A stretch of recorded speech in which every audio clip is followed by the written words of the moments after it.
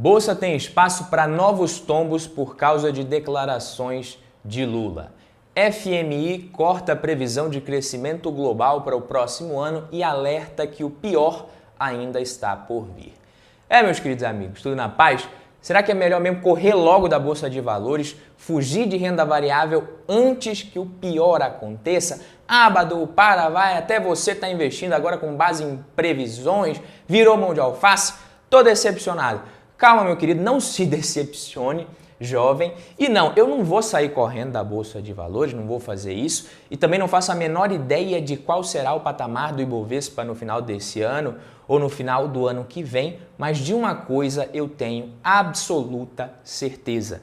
A Bolsa de Valores vai cair forte e eu vou te explicar por quê. Você só precisa ficar nesse vídeo aqui até o final para você não perder esse dinheiro. Mas antes, vamos aqui para algumas previsões um pouquinho mais antigas, porém nada tão velho assim, é claro. XP eleva a projeção para a Ibovespa a 130 mil pontos ao final de 2022 e vê duas bolsas em uma só no Brasil. O bom dessa daqui é que se não der certo, pelo menos eles podem justificar o erro, afinal ela é do dia 1º de abril, né? Mas em 2021 o otimismo ele era maior ainda. XP eleva a projeção do Ibovespa de 135 mil para 145 mil pontos para o fim de 2021. A Bolsa fechou ano passado, não sei se você lembra, na casa dos 104 mil pontos. E antes que alguém pense, eu não tenho nada contra a XP não, tá? Eu selecionei isso aqui de forma totalmente aleatória. Que tal essa do Itaú, por exemplo? Itaú BBA eleva a projeção para a Ibovespa de 135 mil para 152 mil pontos ao final de 2021. É brabo, né? E o pior é que se eu ficasse o dia inteiro procurando, pesquisando aqui, eu até ia achar a previsão de alguém que acertou, mas a maioria realmente estaria errada. E é por isso que eu sou do time do Howard Marks, né? Que é uma das poucas pessoas do mundo que o Warren Buffett para escutar quando se trata de economia e investimentos. Abrindo aspas aqui para o Marx, eu não acredito em previsões, nem mesmo nas minhas. Temos dois tipos de previsores, os que não sabem e os que ainda não sabem que não sabem. Genial essa sacada aqui. E como diria alguém também, que eu não me lembro o nome agora, me desculpe a pessoa, por isso que eu nem vou colocar entre aspas, que eu posso errar, mas é mais ou menos assim a frase. Quando economistas e analistas erram, o nome dado por eles ao erro é revisamos as projeções. Agora, quando o pequeno investidor, que nem a gente, toma decisões com base em previsões erradas, o nome dado é prejuízo mesmo. Então, meu conselho é não invista com base em previsões.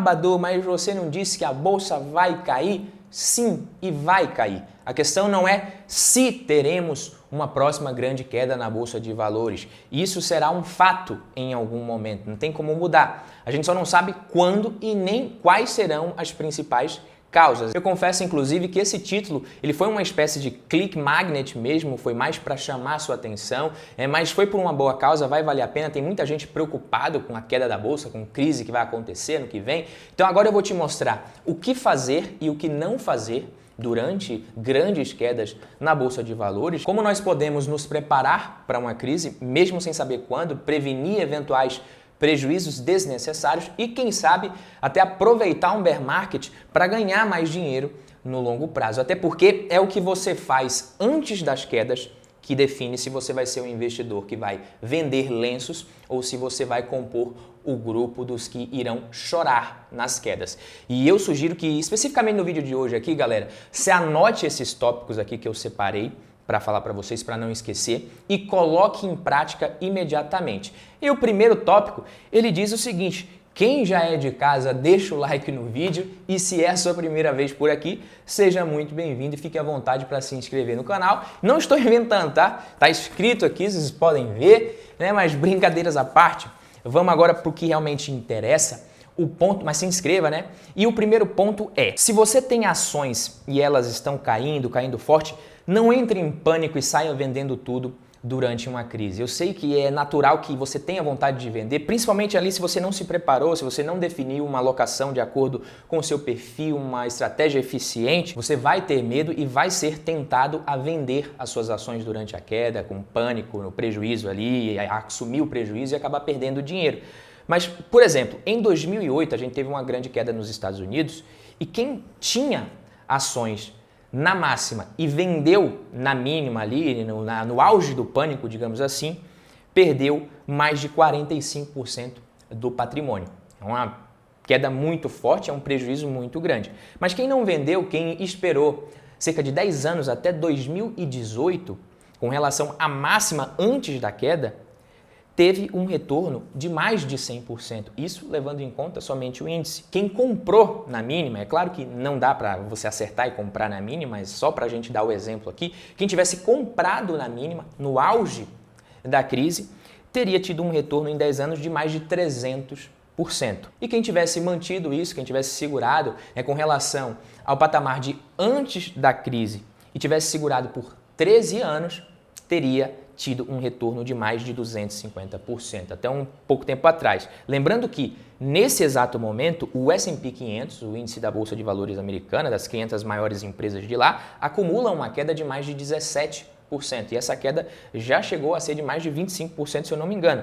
Então, eu não sei prever o futuro, mas eu sei prever o passado, e eu acho que você também sabe. Então, é melhor investir na Bolsa Americana agora do que era no auge ali, quando ela estava em mais de 4.700 pontos, 4.800 pontos quase, em dezembro de 2021. Qualquer um que bater o olho vai saber que é melhor comprar agora do que era comprar naquele momento. Então, comprar nas quedas tem sido uma decisão melhor do que comprar nas máximas ou vender nas mínimas. Tá? É claro que para você conseguir fazer isso, para você comprar nas quedas, não é fácil. A gente tem medo, como eu disse, o investidor ele tem os vieses comportamentais, ele vai se sentir muito desconfortável e vai preferir vender. A sua cabeça, a sua mente vai te falar muito mais para vender do que para comprar. É gostoso comprar quando está subindo, quando está todo mundo otimista. O que você precisa para conseguir executar bem essa estratégia? Você precisa ter dinheiro, é claro, então você precisa ter caixa ou continuar executando o Dollar Cost Average, os aportes regulares. Então, se você tem dinheiro em caixa, isso aqui a gente vai falar sobre isso também, você vai poder comprar. E se você continua tendo renda ali para fazer os seus aportes regularmente, se você não perde sua renda, não é demitido, enfim, você consegue executar desde que você tenha controle emocional. E aí, para ter controle emocional, você precisa de uma alocação eficiente e inteligente de acordo com o seu perfil, para que nas quedas você se sinta tranquilo para comprar mais. Então essas duas coisas, você precisa ter dinheiro e você precisa ter controle emocional. Só que a queda do mercado, ela vai ser diferente da queda da carteira do investidor. A sua carteira não é igual ao mercado, a não ser que você invista 100% em algum ETF que replique o índice. Então você vai ter uma carteira diversificada. Então se você tem renda fixa, por exemplo, 100% pós-fixada, Tesouro Selic ali, um CDB que renda 100% do CDI com liquidez imediata, esse percentual da sua carteira praticamente não vai sofrer nada. O risco desses ativos é muito baixo. Então, muita gente costuma usar isso para reserva de oportunidade. Tem gente que concorda com reserva de oportunidade, tem gente que não concorda. Eu acho que faz sentido você ter uma reserva de oportunidade, mas você pode usar isso simplesmente para ajustar o risco da sua carteira. Então, nesses momentos de queda, a sua carteira como um todo ela vai cair menos do que cairia se você tivesse 100% em renda variável, 100% em fundos imobiliários, enfim. Esse caixa ajuda a controlar o risco da sua carteira. Você pode investir em imóveis diretamente ou através de fundos imobiliários, REITs. Os fundos imobiliários, por exemplo, eles são menos voláteis e te geram uma renda recorrente. E essa renda recorrente, dependendo do tamanho do seu patrimônio, já é uma renda passiva bacana que vai te permitir até continuar fazendo aportes melhores durante a crise. Mas o bicho pega mesmo. Além disso, os fundos imobiliários eles são bem menos voláteis que as ações, isso reduz também o risco da sua carteira. Nas ações é que o bicho pega. São as ações que mais geram pânico e medo no investidor, são as ações que são mais arriscadas e voláteis.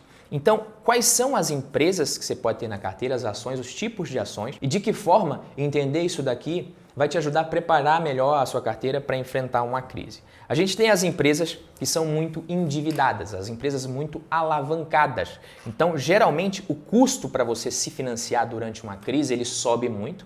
E as dívidas, as despesas financeiras, na verdade, dessas empresas, elas sobem bastante também e impactam muito o resultado. Geralmente o crédito fica mais caro, os juros sobem e essas empresas sofrem muito com o aumento das despesas financeiras e dependendo da duração da crise, isso aí pode prejudicar tanto a ponto dessas empresas irem à falência. Então a gente tem, por exemplo, empresas que se encaixam nessas características hoje. Paranapanema, a própria Oi, o IBR3 e várias outras. Então são empresas que eu diria que cabem na carteira. Às vezes você pode investir em uma empresa que está em turnaround, está se recuperando, que está muito descontada e às vezes se ela se recuperar ela pode te trazer um retorno muito bom, mas é bom você não exagerar nesse tipo de empresa, principalmente se você for iniciante. A gente tem também as ações mais cíclicas, empresas mais cíclicas que dependem ali do emprego, confiança do consumidor. Você tem, por exemplo, o varejo de eletrodomésticos, varejo de alimentos, varejo de calçados, vestuário. O varejo de alimentos, por exemplo, ele é menos cíclico do que o varejo de eletrodoméstico. Então essas empresas, elas tendem a subir nos períodos de expansão da economia, mas sofrem muito nos períodos de crise, porque as pessoas, elas não compram itens que são não essenciais. O consumidor, ele fica mais receoso, mais preocupado. Então a gente tem Magazine Luiza, Via Varejo, Lojas Renner e outras empresas aí que sofreram muito no começo dessa crise que a gente teve por conta da pandemia. Outro tipo de ação que a gente tem na carteira muitas vezes também, que é bom ficar ligado, são as ações de altíssimo crescimento, as ações muito esticadas, com múltiplos muito altos, às vezes ações até com um tom especulativo ali por parte do mercado, que são ações que sobem muito mais, às vezes com base no excesso de otimismo que existe, do que pelos resultados que elas estão gerando. O valor dessas ações está muito mais no resultado que essa empresa vai gerar no futuro, no crescimento que ela vai conseguir entregar, do que no resultado e na realidade que ela está tendo agora. A própria Magazine Luiza também é um exemplo desse tipo de empresa. Antes de começar a cair ali, as ações subiram pra caramba e negociavam com múltiplos muito altos. Então, o valor dessas ações embute o caixa que elas vão gerar no futuro, como eu falei, e no momento de crise, as incertezas com relação a esse futuro aumentam bastante. E a gente tem também as ações de empresas mais sólidas, mais maduras, pagadoras de dividendos, empresas que têm balanços sólidos, são mais resistentes, resilientes a crises, são empresas mais anticíclicas. Você tem bancos, ações do setor elétrico, empresas de telecomunicações, do setor de utilities também, do setor elétrico, como eu falei, o setor de saneamento também é um setor mais resiliente. São empresas que têm acesso a crédito mais fácil e mais barato, mesmo em momentos de crise, por conta da previsibilidade dos seus resultados. Então, são ações interessantes para compor a base da carteira dos investidores. Então, eu diria que seria uma boa ideia você ter 60% a 80% da sua carteira de ações nesse tipo de empresa. Isso vai te dar mais tranquilidade nos momentos de crise, principalmente se você é iniciante. É claro que isso daqui não é uma recomendação, mas é o que eu procuro fazer e eu acho que faz muito sentido, porque nos momentos de queda, o mercado ele foge muito dessas ações mais arriscadas e mais voláteis para a renda fixa.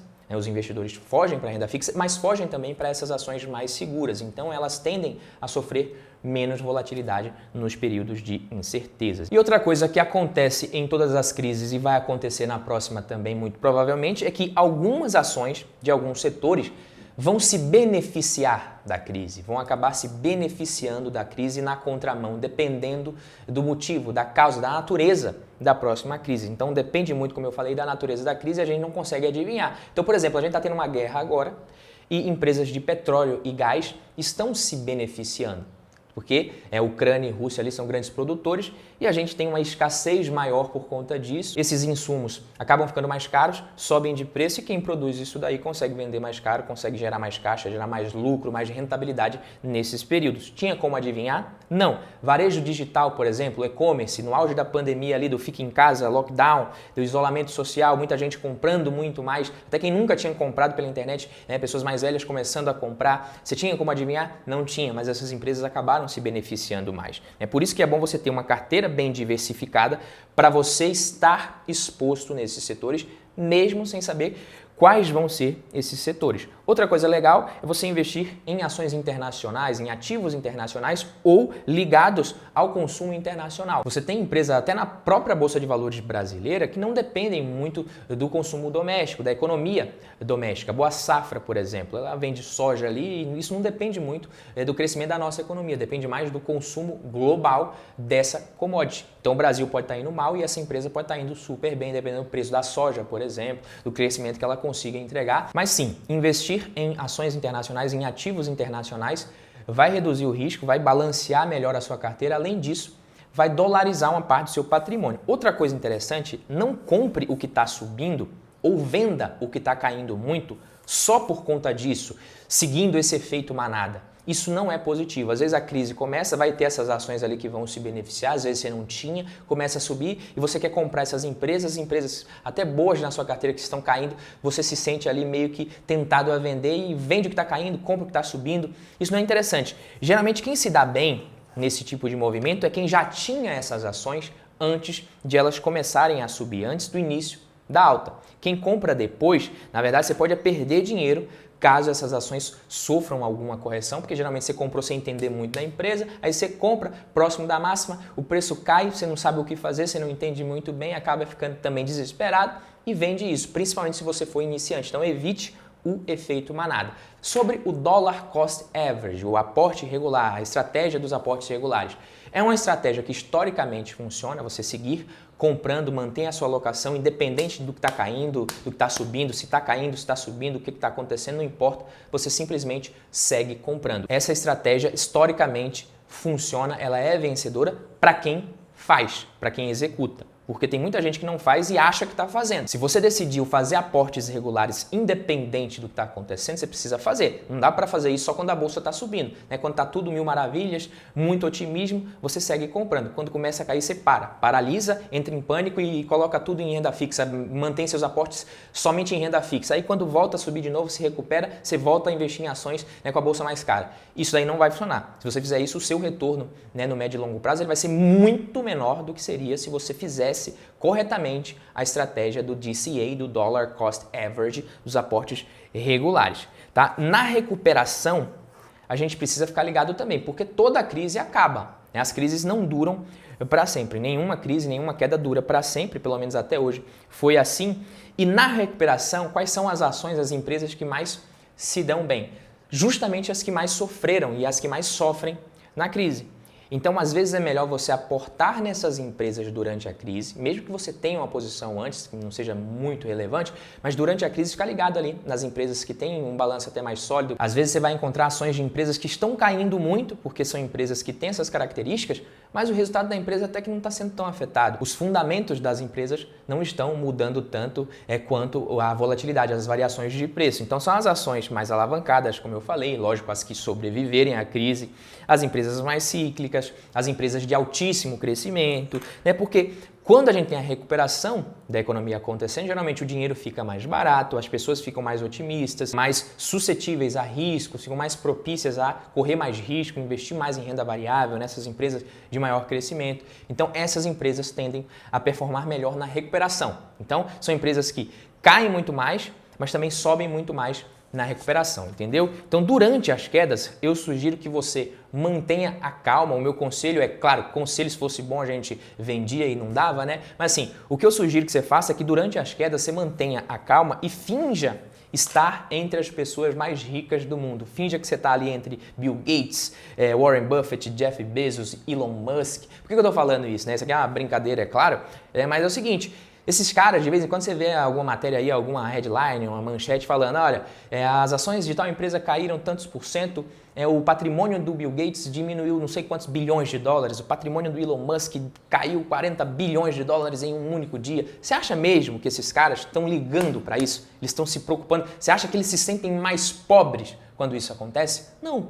O que vale mesmo para eles é a participação que eles têm naquelas empresas, né, as empresas que eles fundaram, aquele negócio que eles acreditam que vai ser bem sucedido no futuro. Eles não estão ligando muito para essas oscilações por conta de alguma crise ou de algum boato, algum ruído que está acontecendo no mercado. Olhe para a sua carteira da mesma forma. A participação que você tem naqueles investimentos, naquelas empresas, não vai mudar, a não ser que você compre mais, você vai aumentar, a não ser que você venda, ou a não ser que essas empresas emitam novas ações e você não participe dessa subscrição. Mas caso contrário, o seu percentual de participação vai permanecer o mesmo. Então enxergue dessa forma durante as crises, que aí você vai conseguir, né, se comportar melhor e tomar melhores decisões. Mantenha o foco, né, mesmo que seja mais difícil também, tente ser mais racional. É claro que vai ser mais difícil, é claro que não é fácil você investir durante crise ali, manter o foco, manter a disciplina, mas procure ser mais racional. Olhe para as últimas crises que aconteceram. É claro que cada crise, né, tem uma natureza diferente, se comporta, acontece, se desenvolve de um jeito diferente, tem um período diferente, mas geralmente, historicamente, as crises vêm e vão e o mercado no longo prazo segue subindo. Então, olhe para as últimas crises e tenta perceber qual teria sido a melhor decisão. Teria sido vender vender ou comprar, ou simplesmente não fazer nada, manter a sua estratégia. Se você olhar para todas as últimas crises, você vai ver que o melhor teria sido manter a estratégia, não teria sido vender, teria sido talvez comprar, aumentar mais a sua participação em boas empresas e manter o foco e a disciplina no longo prazo. Beleza, meus queridos? Esse foi o vídeo de hoje. Se você gostou, deixa o like, se inscreve, comenta aqui, hashtag até o final se você ficou até o final. A gente se vê no próximo vídeo, que pode ser esses que estão aparecendo aqui para você. Tamo junto. Valeu, papai!